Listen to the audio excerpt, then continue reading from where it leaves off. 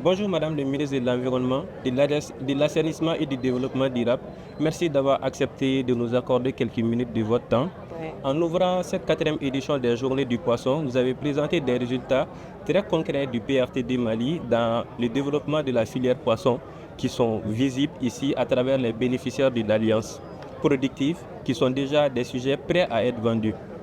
Pouvez-vous nous expliquer aujourd'hui à nos auditeurs en quoi ces investissements transforment la vie des acteurs du secteur et contribuent à la souveraineté alimentaire du Mali?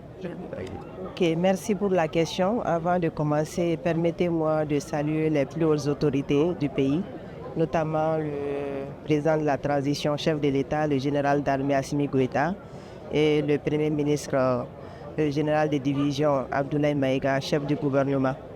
Je salue également l'engagement du ministère de l'Élevage et de la Pêche par rapport à la tenue de cette journée. Et aussi, je salue l'appui constant de la Banque mondiale qui est un partenaire, je dirais, stratégique et traditionnel du Mali avec l'appui à ce projet. Donc, pour dire qu'on a suivi les différentes interventions lors du lancement, de la cérémonie de lancement. Et je dirais que le projet a accusé vraiment une avancée notoire dans le cadre de la production de la filière poisson. Donc, ça va amener à encourager et puis à appuyer les bénéficiaires, l'interprofession et aussi surtout les femmes à ce niveau et les jeunes avec la création d'emplois. Il est prévu de créer 1000 et quelques emplois directs, 1200 emplois directs et plus de 700 000 emplois indirects. Donc vous voyez un peu ce que ça va accentuer sur la production locale et aussi ça va permettre de soutenir l'économie circulaire du pays, que ce soit au niveau de la production, de la transformation et même au niveau de la vente.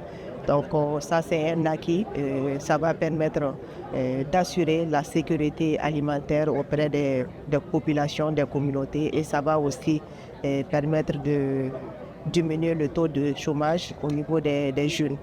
Donc aussi je voulais souligner sur un aspect aussi, le projet a soutenu les alliances productives avec 300 plans d'affaires, donc plus de 9 milliards ont été injectés, mais avec 7 milliards de subventions directes.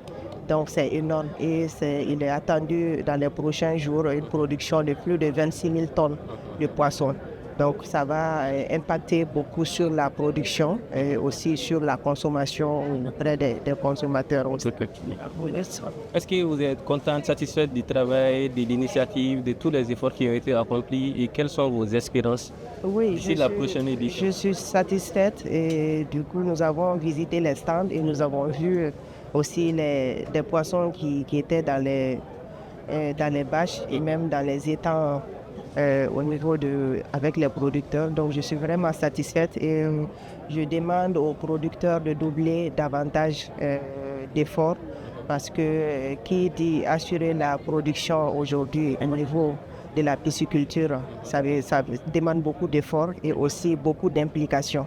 Le Premier ministre l'a dit dans son discours ce matin qu'il faut vraiment qu'on conjugue nos efforts pour permettre à cette filière quand même à ce sous-secteur de développer et permettre d'assurer la souveraineté alimentaire dans ce pays à travers cette filière.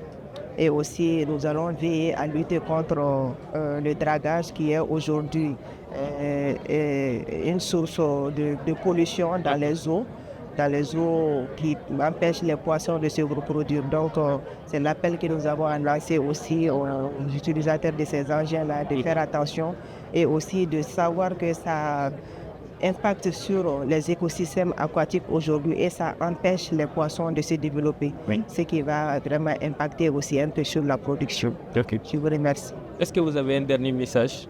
Le dernier message que j'ai à lancer auprès de la population et auprès des producteurs, c'est d'aller vers la vision du chef d'État qui est vraiment de produire plus et de consommer encore localement et aussi de permettre aux communautés, aux jeunes d'avoir des emplois.